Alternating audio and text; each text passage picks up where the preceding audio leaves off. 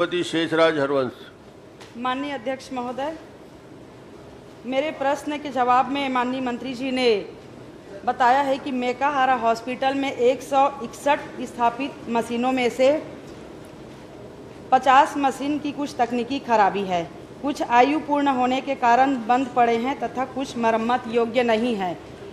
माननीय मंत्री जी के उत्तर का कुछ संशोधित उत्तर मुझे अभी विधानसभा में प्रवेश के दौरान प्राप्त हुआ है, क्योंकि उसमें मैंने वर्षवार भी कॉलम पूछा था, जो छूट गया था वो मुझे दिया गया है। माननीय अध्यक्ष महोदय, इन मशीनों में से कई मशीन केवल एक संख्या में ही स्थापित किए गए थे, वह भी वर्षों से खराब पड़ी है। छोटी एवं मध्यम स्तर की नई जांच मशीनों के प्रस्ताव भी अधिक समय से लंबित है। मैं माननीय मंत्री जी से पूछना चाहती हूं कि अब तक मशीनों की खरीदी नहीं किए जाने के क्या कारण हैं और विभाग में उपकरणों या मशीनों की खरीदी की क्या प्रक्रिया है। माननीय अध्यक्ष महोदय, माननीय सदस्य ने बहुत ही लोकहित और मेकाहारा की चिंता की इन्होंने किया है। मैंने जवाब में भी बताया कि 161 मशीनें स्थापित हैं, उसमें से 50 मशीन खराब है और 50 मशीन में 11 के सुधार कार्य चल रहे हैं और 39 ऐसे मशीन हैं जिनका डेट पूरा हो गया है, जिसकी आयु पूरी हो गई है। और उसके खरीदी के लिए 26 मशीनों का जो हमारे CMPSTF मद है उसमें 82 करोड़ रुपए का, मतलब 70 करोड़ का खरीदी कर रहे हैं और 12 करोड़ रुपए का रेगुलर बजट से खरीदी 13 मशीनों कर रहे हैं। इस प्रकार 39 मशीनों का हम खरीदी प्रक्रिया चालू कर दिए हैं और 11 मशीन सुधार कार्य चल रहा है।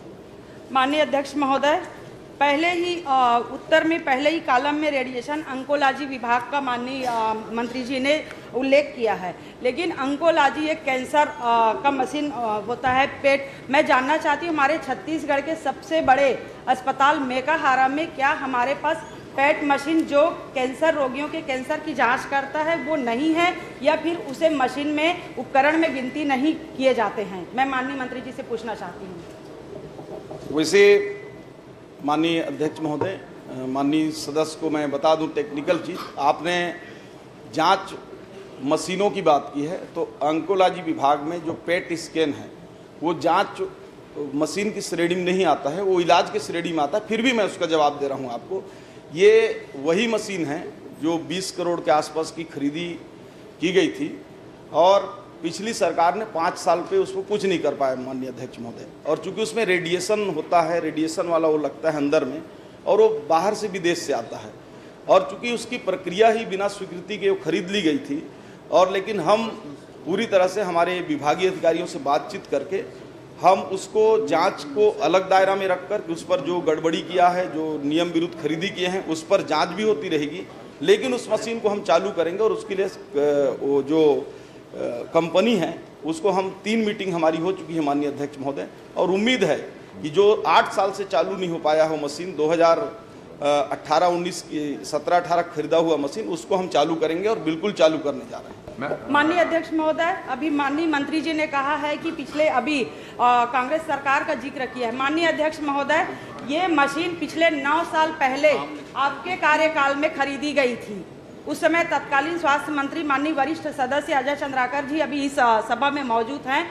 माननीय मंत्री जी से पूछना चाहूंगी, 9 साल पहले जो मशीन खरीदी गई थी वो मशीन अभी तक चालू क्यों नहीं हो पाई है? माननीय अध्यक्ष महोदय, 1 मिनट। माननीय अध्यक्ष महोदय, आपने तो 1 मिनट मैं दे लूं। आप तो ऐसी बात कर रहे हैं जैसे कि जो भारतीय जनता पार्टी की सरकार में हमने कोई चीज बना दिया तो उस भवन में 5 साल आप घुसेंगे नहीं। माननीय मंत्री जी, आपने जिक्र किया कांग्रेस सरकार का, इसलिए मुझे बोलना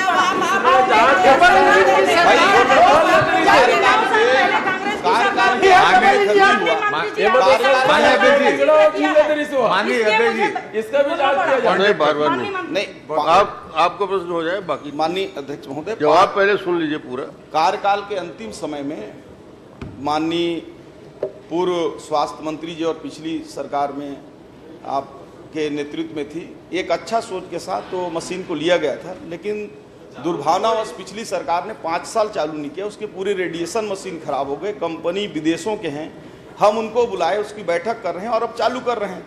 तो ये तो कोई बात नहीं हो कि 8 साल चालू नहीं, 5 साल आपकी सरकार पूरी चली है। माननीय मंत्री जी, माननीय मंत्री जी, माननीय अध्यक्ष जी, माननीय चलिए। बस माननीय एक मंत्री पॉइंटेड जी, प्रश्न। उस मशीन को किस प्रक्रिया के तहत खरीदा चलिए, गया आपका था? Point उल्लेख of हुआ है, आप पूछ सकते हैं कुछ। नहीं, पूछना नहीं है। मैं माननीय अध्यक्ष जी, बहुत पॉइंटेड माननीय प्रश्न। अध्यक्ष नहीं, हर महोदय, बार आपको खड़ा होना जरूरी नहीं है। बहुत बैठिए, इंपॉर्टेंट है, बैठिए। बहुत इंपॉर्टेंट है। हर विषय पे हस्तक्षेप नहीं होता। कोई माननीय जरूरी विषय होता है, संदर्भित होता है तो अवसर दे। चलिए, आपका नाम माननीय लिया है। अध्यक्ष महोदय, 2 मशीनें खरीदी गई, पेट स्कैन की और गामा एक्सरे। मैंने पिछले 5 साल में कम से कम 5 बार कहा है अलग अलग विषय में, इसमें यदि किसी ने कोई अनियमितता की है तो उसकी जांच की जाए, लेकिन उस मशीन को चालू किया जाए। वो दोनों मशीन चालू होगी तो छत्तीसगढ़ का जो कैंसर डिपार्टमेंट है वो मध्य प्रदेश का सबसे बड़ा, मध्य भारत का सबसे बड़ा कैंसर डिपार्टमेंट बनेगा। अब दूसरी बात बता देता हूँ, आरोप प्रत्यारोप में तो उसमें जांच होनी चाहिए, लेकिन उसमें 1 रुपये का भी भुगतान हुआ है, यदि गड़बड़ हुई है तो आपके समय भुगतान हुई है, उस आखिरी खरीद में उस समय कोई भुगतान उसका नहीं हुआ। चलिए, जवाब देने की जरूरत आपको नहीं है। माननीय अध्यक्ष जी, चलिए, बोला रहा माननीय हूँ। अध्यक्ष आप बोले, बोला जी हाँ, एक माननीय मिनट। अध्यक्ष महोदय, मेरा जो प्रश्न लगा है 16वें नंबर पर है और उसी विषय से संबंधित है। माननीय अध्यक्ष महोदय, बोलिए, बोलिए। मैं माननीय मंत्री जी से पूछना चाहता हूं कि खुज्जी विधानसभा क्षेत्र के ग्राम भोलापुर में प्राथमिक स्वास्थ्य केंद्र भवन जो है 2 साल से बना हुआ है, लेकिन सेटअप नहीं होने के कारण स्वास्थ्य सुविधा वहाँ पर मिल नहीं रहा है। तो मैं मंत्री जी से निवेदन करता हूँ कि वहाँ सेटअप करके वो प्राथमिक स्वास्थ्य केंद्र को संचालित करेंगे क्या? चलो, उसे माननीय अध्यक्ष महोदय उद्भूत तो नहीं होता है, मेडिकल एजुकेशन चल रहा है और हेल्थ का पूछ रहे हैं, इनका क्वेश्चन लगा है। और मैंने कल बाहर में भी आपको बता दिया है कि भवन आपकी सरकार बनवा दी है, सेटअप हुआ नहीं है तो आने वाले बजट सत्र में उसको ले लेंगे। बघेल लखेश्वर क्रमांक 6। बघेल जी को बोलने दो, सीनियर, कम से कम इनको उत्कृष्ट विधायक हैं, उनको अवसर तो दो। आप उसका भी अवसर खा रहे हो। बघेल जी, पूछिए आप प्रश्न।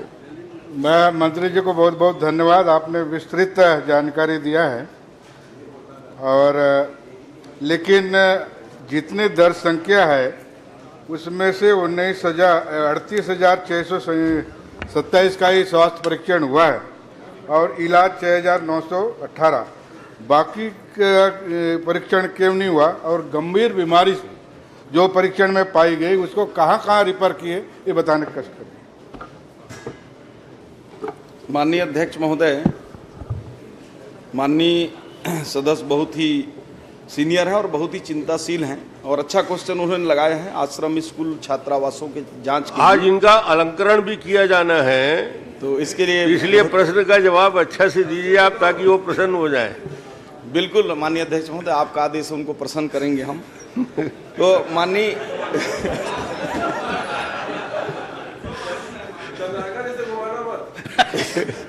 माननीय अध्यक्ष महोदय, ये जो 2 प्रकार से ये जो RBSKY योजना के तहत हमारे बस्तर ही नहीं पूरे छत्तीसगढ़ में हमारी 324 ऐसे टीम बनाकर हम जांच करते हैं और बस्तर क्षेत्र में भी बहुत अच्छा इस दिशा में विभाग ने काम किया है माननीय अध्यक्ष महोदय। और कुल जो बस्तर संभाग में 3,66,053 जो छात्र हैं उनके विरुद्ध में 2,25,000 हमने परीक्षण किया है।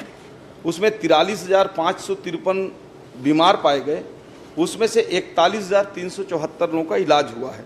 साथ ही जो बात आप जानना चाह रहे थे कहाँ कहाँ रिफ़र किए गए हैं, तो हम बड़े हॉस्पिटल रायपुर के और हमारे जो अनुबंधित हॉस्पिटल हैं उनमें करते हैं और पूरे बस्तर संभाग में ऐसे जो 6,089 ऐसे सूची दिया है जो विशेष हॉस्पिटलों में इलाज किए गए हैं, जिनमें जन्मजात जैसे हार्ट का है, उसके अलावा आँख का है, टीबी है, कान की समस्या है।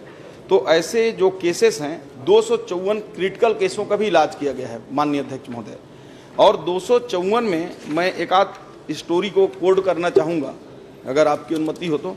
ये सुकमा की एक रोशनी नाग कर की बच्ची है जो जन्म से उसका हृदयघात था और 2.5 वर्षीय रोशनी नाग का हमने सफलपूर्वक इलाज कराया। वो आंगनबाड़ी में पढ़ती थी सत्य साई हॉस्पिटल के माध्यम से और वो आज बहुत स्वस्थ माननीय अध्यक्ष महोदय। इसी प्रकार ललिता यादव दंतेवाड़ा की है जो 12 वर्षीय बालिका है और सांस लेने में उसको बहुत तकलीफ थी, चल नहीं पाती थी। और उसका भी इलाज सफल हुआ। ऐसे में पूरे सैकड़ों लोगों की स्टोरी है माननीय अध्यक्ष महोदय, और निश्चित रूप से ये बड़ा सुकून देने वाला होता है जब हमारे बस्तर क्षेत्र के वनांचल के लोगों का हम परीक्षण कर रहे हैं। आपने